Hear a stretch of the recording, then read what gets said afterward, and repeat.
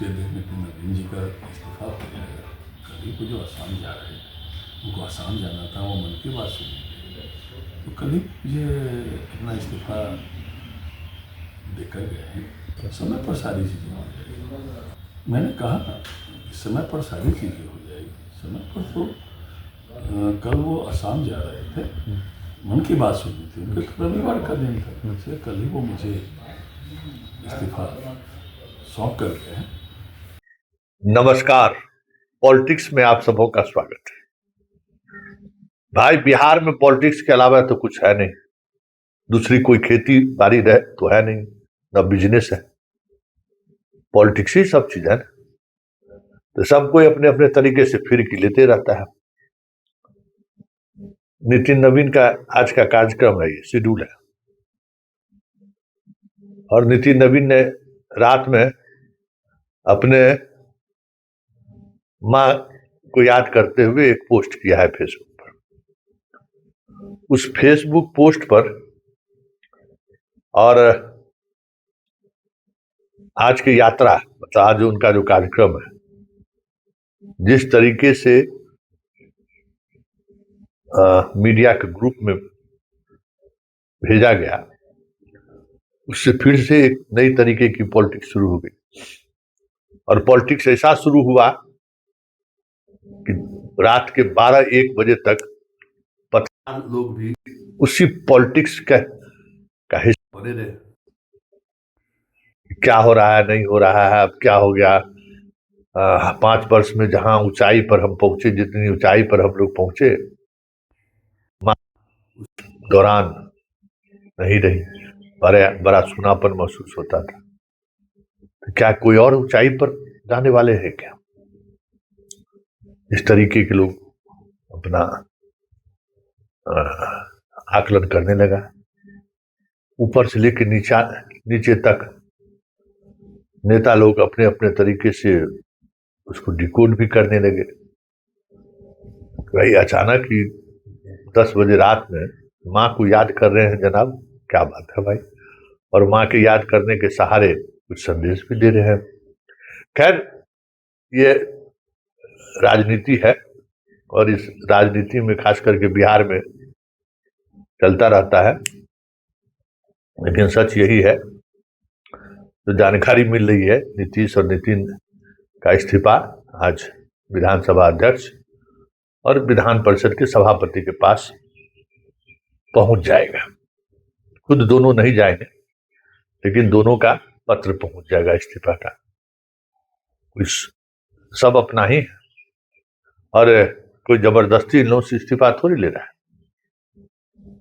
तो पत्र पहुंच जाएगा, इस्तीफा उनकी स्वीकार कर दी जाएगी सामने। अब बाकी बात बाद में। लेकिन एक बात जिस बात को लेकर कई तरह की खबरें चल रही थी कि बंगाल चुनाव से पहले बीजेपी रिक्स लेगी या नहीं लेगी, बंगाल चुनाव में बिहारी वोटर, झारखंड के महतो वोटर, काफी लगभग 40-50 ऐसे कॉन्स्टिट्यूएंसीज है जहां प्रभाव डालता है। तो ऐसी जगहों पर नीतीश कुमार के हटाए जाने पर प्रतिकूल प्रभाव पड़ सकता है। लेकिन बंगाल से जो रिपोर्ट आ रहा है ना, बीजेपी निश्चिंत हो गई है। इस बार पिछले बार की तुलना में और बुरी स्थिति हो जाए तो कोई बड़ी बात नहीं है। मान लिया है, प्रधानमंत्री भी मान लिए हैं, शाह भी मान लिए हैं और बीजेपी की टीम भी मान ली है। सर्वे रिपोर्ट अब असम बचाने पर वो लोग लग गए हैं कि किसी तरीके से असम बच जाए, इसलिए सबको असम झोंका जा रहा है, सबको असम भेजा जा रहा है। असम बचाना आसान भी है, क्योंकि सामने कांग्रेस पार्टी है, जिसका हर लोग बिकने वाला रहता है। ये चीजें हैं। खैर, सवाल वो नहीं है। सवाल ये है कि बिहार की सियासत में जो पिछले 24 घंटे से जो कुछ क्लाइमेक्स देखने को मिल रहा था, उस पर अब विराम लगता हुआ दिख रहा है। शपथ ग्रहण की तारीख भी लगभग तय हो गई है। बस राज्यसभा के नोटिफिकेशन 9 तारीख तक अभी जो वर्तमान सदस्य हैं उनका कार्यकाल है। 10 तारीख के बाद या 10 तारीख को नए सदस्यों के शपथ ग्रहण की तारीख तय हो जाएगी। 9 को मतलब 10 को या 11 को या 12 को जब भी हो, नए सदस्यों के शपथ ग्रहण का तारीख तय हो जाएगा। और तारीख जैसे ही तय होगा उसके दूसरे या तीसरे दिन बिहार में नई सरकार बन जाएगी, क्योंकि सरकार गठन को लेकर या जो अनिश्चितता अभी है इसकी वजह से बिहार का सारा कामकाज ठप है। पूरी तरह से ब्यूरोक्रेसी इंतजार कर रही है कि नई सरकार कैसी आएगी, क्या आएगा, कौन आएगा, क्या माइंडसेट होगा, उसी मंथन में लगी हुई है। मार्च बीत गया इसी में। तब सोच सकते हैं पैसा कौड़ी तो खजाना में है ही नहीं, तो वहां भी कुछ ठन ठन गोपाल है। अब ये लोग सोच रहे हैं कि डबल इंजन की सरकार में बीजेपी की सरकार आएगी तो जून में कुछ आएगा तो फिर हाथ पैर मारा जाएगा। अभी कुछ तो होना है नहीं।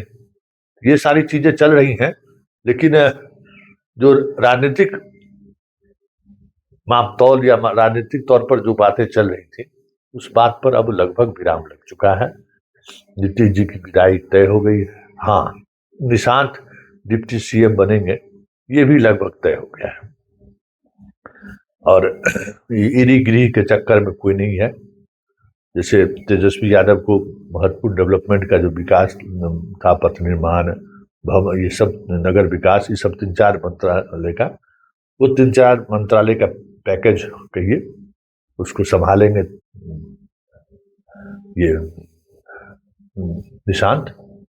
और पर्दे के पीछे से पिताजी सियासत साधते रहेंगे। मतलब कोड़ी और कुर्मी की जो राजनीति की शुरुआत गांधी मैदान में हुई थी, उसका या कह सकते हैं कि सबसे हाईएस्ट एरा हो गई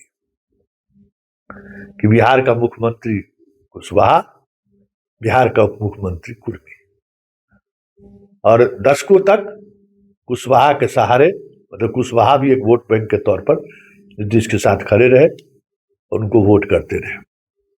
तो ये बिहार की राजनीति का वो सच है जो आने वाले समय में आपको राजभवन के पटल पर देखने को मिलेगा। चलिए, राजनीति है, चीजें चलती रहती है, लेकिन ये कहा जा सकता है कि शाह की सियासत और नीतीश की फिरकी दोनों इस तरीके से साधा गया कि आज सारा परिणाम कहीं न कहीं नीतीश के इर्द गिर्द ही होता हुआ दिख रहा है। क्योंकि शाह को बिहार से कोई मतलब नहीं है। बिहार विधानसभा से उसको क्या मतलब है? उसको मतलब 2029 के प्रधानमंत्री पद को लेकर है। और उस समय सम्राट जैसे लोगों को जरूरत पड़ेगी। जितने स्टेट में उनके चाहने वाले मुख्यमंत्री होंगे, उनका पलड़ा उतना ही भारी रहेगा।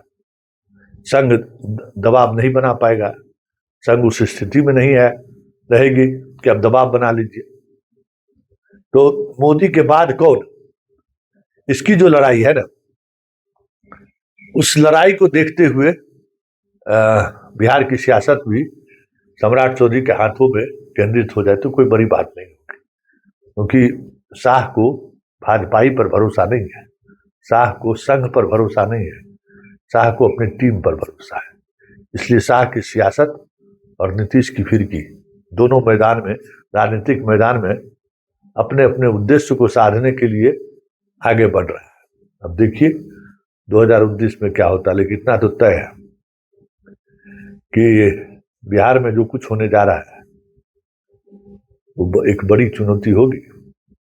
सरकार चलाना ही नहीं, सरकार में बने रहना भी, और नीतीश के उस डेवलपमेंट मॉडल को जहां तक वो पहुंचाया है उससे लंबी लकीर इनको खींचना पड़ेगा।